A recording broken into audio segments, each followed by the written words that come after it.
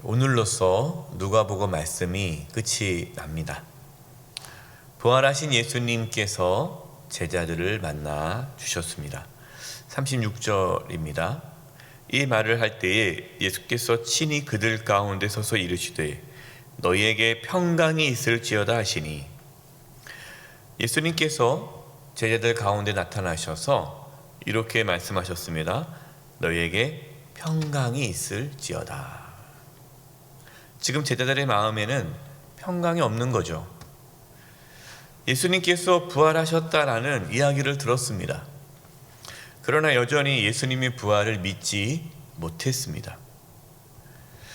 예수님은 제자들에게 나타나셔서 평강을 선포하셨는데요. 여러분, 평강은 샬롬입니다. 샬롬. 하나님께서 예수님을 이 땅에 보내주신 이유가 무엇입니까? 우리에게 샬롬, 평강을 주시기 위해서예요. 그래서 예수님을 평강의 왕이다 라고 말씀하시죠. 오직 예수님만이 우리에게 참된 평강, 샬롬을 주실 수가 있는 겁니다. 여러분, 우리가 어떻게 평강을 얻습니까? 돈이 많으면 평강이 있습니까? 세상적으로 성공하면 평강이 있습니까? 내가 원하는 것을 얻으면 평강이 있습니까? 그렇지 않아요. 잠시 기쁠 수 있죠. 그러나 참된 평강은 그 어떠한 것으로도 얻을 수 없습니다. 오직 예수님을 내 마음의 중심에 모실 때, 예수님을 진심으로 내가 모실 때에 우리는 평강을 얻을 수 있습니다. 저와 여러분, 부활하신 예수님을 마음 중심에 모심으로 참된 평강을 누릴 수 있기를 간절히 바랍니다. 제자들은 부활하신 예수님을 만났지만 여전히 예수님의 부활에 대해서 의심합니다.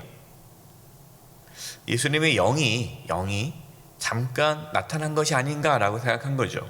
37절입니다.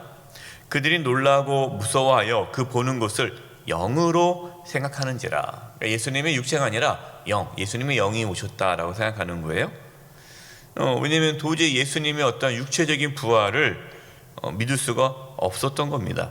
예수님은 제자들이 믿지 못한다는 것을 알고 계셨습니다. 38절 39절입니다. 예수께서 이르시되 어찌하여 두려워하며 어찌하여 마음에 의심이 일어나느냐. 내 손과 발을 보고 나인 줄 알라.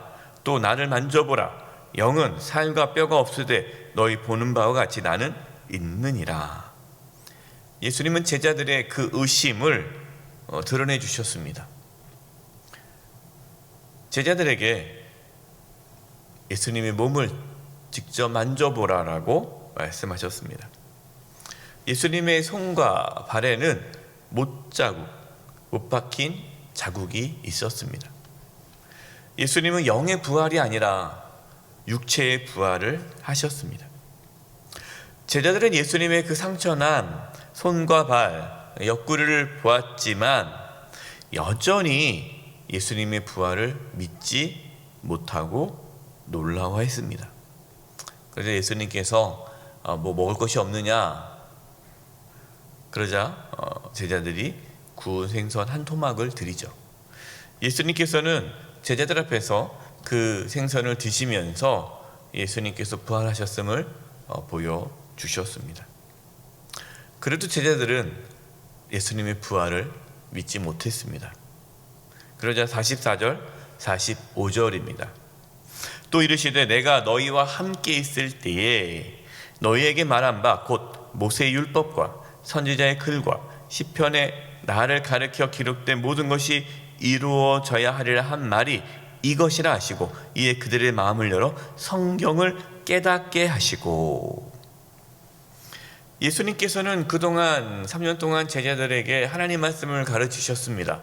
또 구약에 나와 있는 그 성경이 모든 말씀이 예수님을 예언하는 말씀이고 예수님의 죽으심과 부활에 대한 말씀이 곳곳에 있음을 예수님께서 말씀을 통해 제자들에게 가르쳤습니다. 그러나 제자들은 그것을 깨닫지 못했습니다. 예수님께서 제자들의 마음을 열어 성경을 깨닫게 해주셨습니다. 제자들은 직접 눈으로 예수님의 부활을 보았고 손으로 예수님의 부활의 몸을 만졌지만 그 예수님이 부활하셨다라는 믿음이 온전치 않았습니다. 그러나 예수님께서 그들의 마음의 문을 열어 하나님의 말씀을 깨닫게 해주자 그제서 비로소 예수님의 부활에 대한 믿음을 갖게 되었습니다.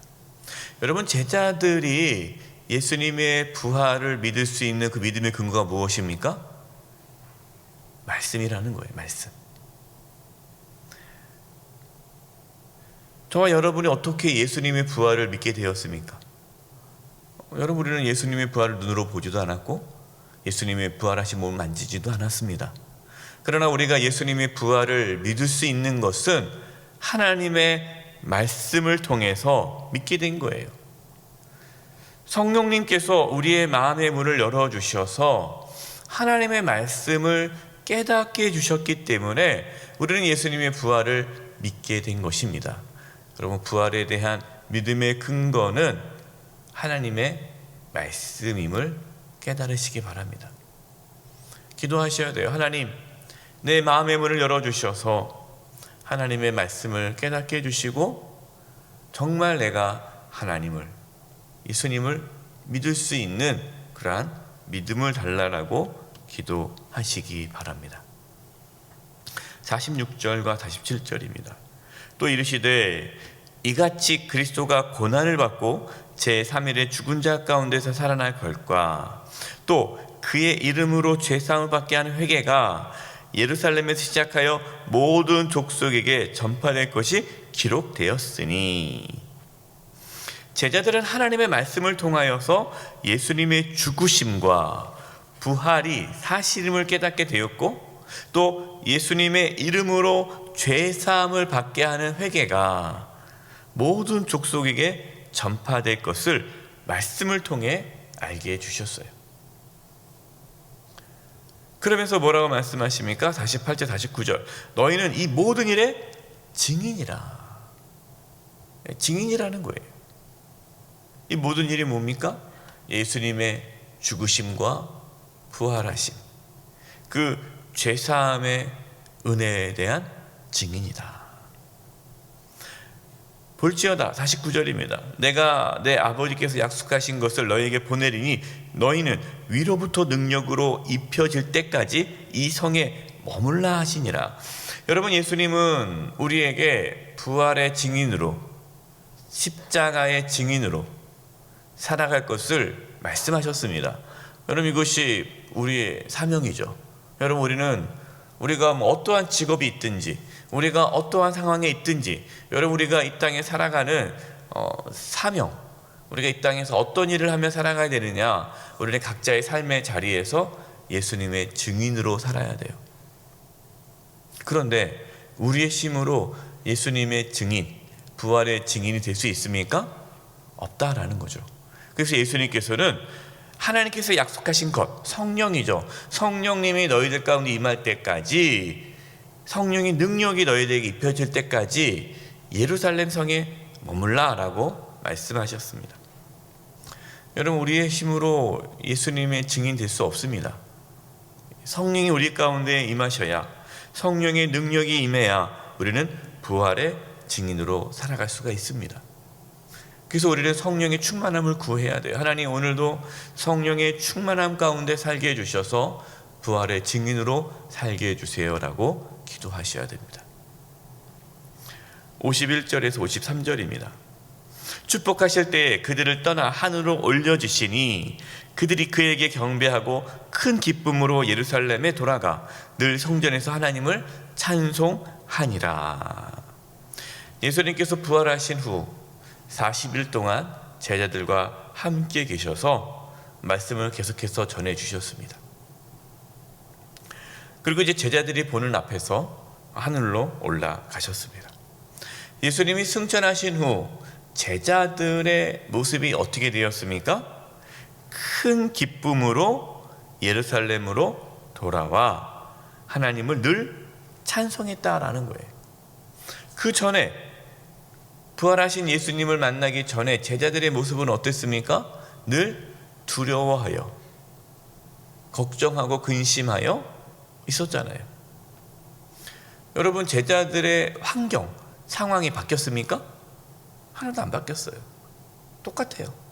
여전히 예수님을 추종하는 자들을 잡아다가 죽이는 그러한 살벌한 분위기가 여전히 예루살렘 가운데 있습니다. 여전히 유대인들은 예수님을 추종하는 자들을 죽이려고 하고 있습니다. 예수님을 내가 믿는다라고 한다면, 내가 예수님을 따라간다라고 한다면 모진 고문과 죽임을 당할 수 있는 그러한 위험이 여전한 거예요. 바뀐 게 하나도 없습니다.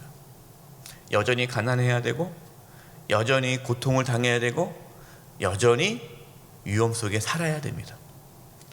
똑같아요. 그러나 제자들은 180도 바뀌었습니다.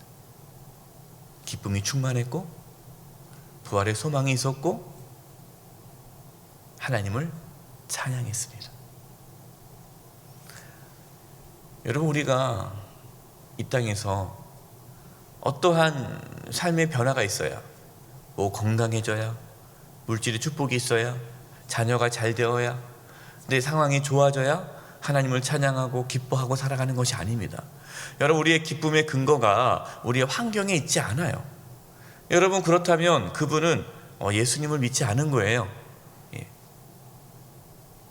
정말 우리가 예수님을 믿는다면, 부활의 예수님을 믿는다면, 성령이 우리 가운데 임하고 있다면 우리는 상황과 관계없이 기뻐할 수 있습니다. 상황과 관계없이 하나님을 찬양할 수 있습니다. 왜? 우리에게 부활의 소망이 있고 부활의 생명이 있기 때문입니다. 우리는 예수 그리스도의 부활의 증인으로 살아가기 때문에 어떠한 상황에서도 기뻐하며 찬양하며 살아갈 수 있습니다. 저와 여러분 가운데 그 믿음이 있기를 바랍니다. 부활의 생명으로 살아갈 수 있기를 바랍니다. 어떠한 상황에서도 하나님을 찬양하며 기뻐하며 부활의 증인으로 살아갈 수 있는 그 은혜가 있기를 간절히 축원드립니다. 기도하겠습니다. 하나님 아버지, 저희들에게 성령의 충만함을 주셔서 부활의 증인으로 살게 도와주시고, 날마다 하나님을 찬양하며 기뻐하며 부활의 생명이 풍성한 삶을 살게 하여 주시옵소서. 예수님의 이름으로 기도드립니다.